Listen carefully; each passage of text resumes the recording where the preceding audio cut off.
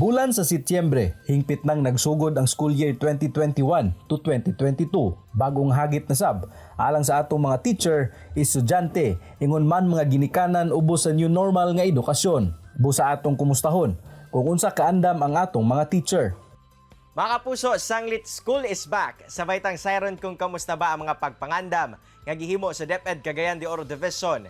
Ato makauban this morning si Ma'am Cherry May Limbaco, ang Superintendent sa DepEd CDO Division. Ma'am Che, good morning and welcome sa At Home with GMA Regional TV. Kamusta ka? Hi Cyril, good morning. And good morning po sa atong mga listeners at sa atong mga viewers. Ma'am Che, sugod na ang klase no karong bulana apan unang-una ma'am. Kamusta ba ang atong mga magtutudlo dinhi sa Cagayan de Oro?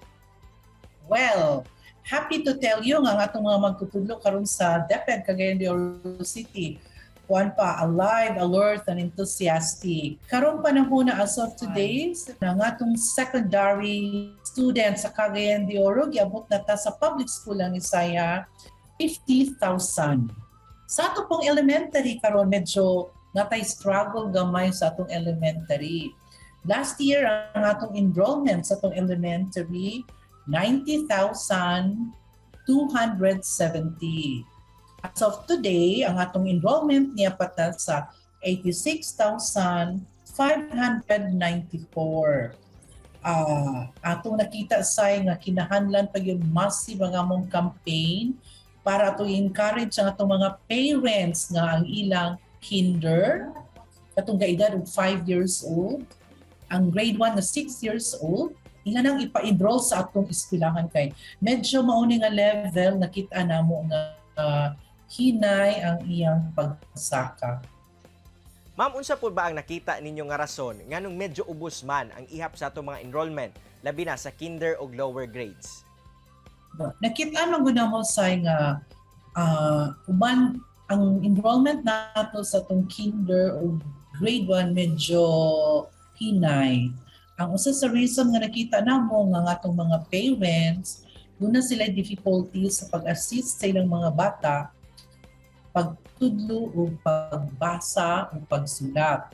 So as a result, we have decided na maghimo may virtual training para sa atong mga parents sa kinder o sa grade 1.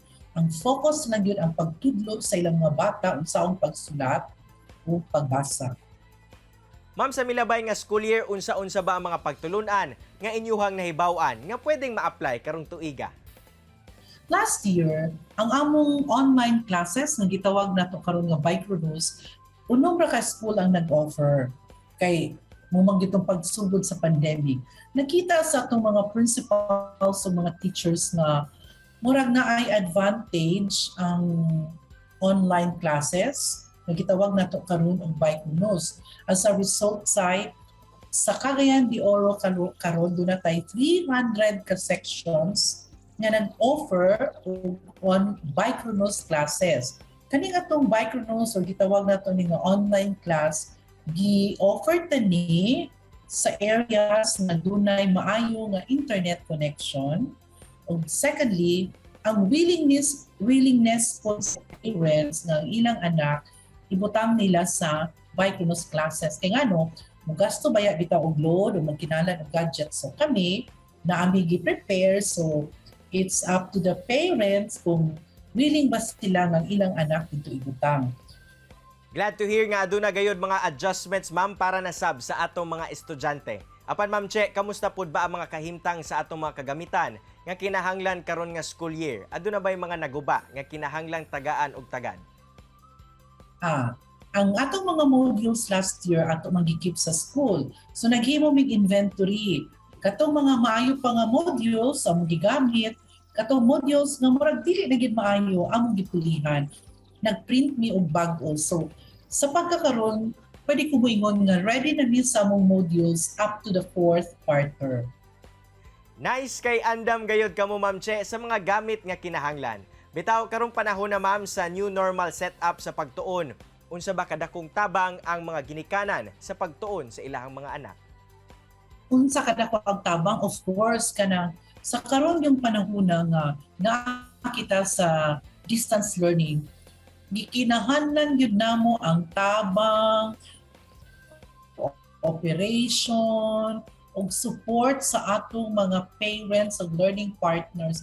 In fact, i-encourage gyud namo nga ang open ang communication line between the parents, the learning partners, and the teachers. Mauna ang atong mga teachers, ila nagihatag ang ilahang cell numbers sa parents and learning partners. Ma'am Che, isip inahan sa DepEd CDO, aduna ka ba mensahe alang sa imong mga kaubang magtutudlo?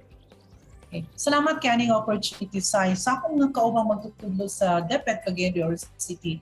Know that the leadership of DepEd Cagayan de Oro City will journey with you. Ato gining paningkamutan nga maayo gid nato ang atong pag-deliver. Secondly, ang akong yung request sa akong mga kauban nga magtutudlo nga karon nga niata sa pandemic, your health is our primary consideration. That's why ang akong yung request sa akong mga kaubang magtutudlo, we have to observe the health protocols.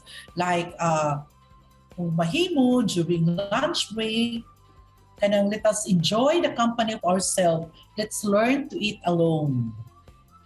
Daghang kayong salamat, Ma'am Cherry May, sa oras kay mong gihatag sa At Home with GMA Regional TV. Mga bagong bayani kamo mga magtutudlo og saludo kami kaninyo. Amping kanunay. Salamat kay Anisay. Happy World Teachers Day on October 5. Mga kapuso, chillax lang mo kay mo balik pa ang At Home with GMA Regional TV. Kini ang At Home with GMA Regional TV.